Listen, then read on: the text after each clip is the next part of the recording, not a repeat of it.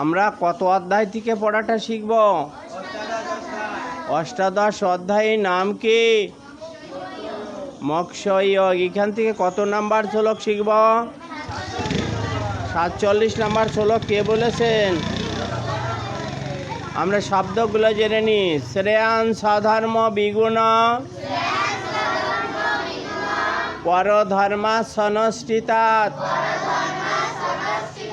স্বভাব নিয়তম কর্ম পূর্বন্ন আপনতি কিলবিষম। শ্রেয়ান স্বধর্ম বিগুণ পরধর্মা সনষ্ঠিতাৎ স্বভাব নিয়তম কর্ম পূর্বন্ন আপনতি কিলবিষম। আমরা এখন অনুষ্ঠব ছন্দে পাঠটা শিখব। শ্রেয়ান স্বধর্ম বিগুণ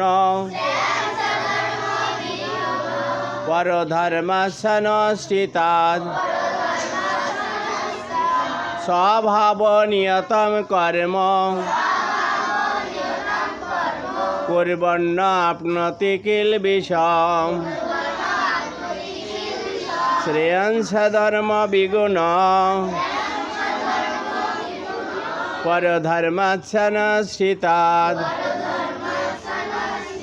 স্বভাব নিয়তম কর্ম পূর্বন্ন আপনতি কিলবিষম। শ্রী ভগবান বললেন, স্বধর্মস্থিত কর্ম নির্গুণ হলেও উত্তম রূপে অনুষ্ঠিত পরধর্ম অপেক্ষা শ্রেয়।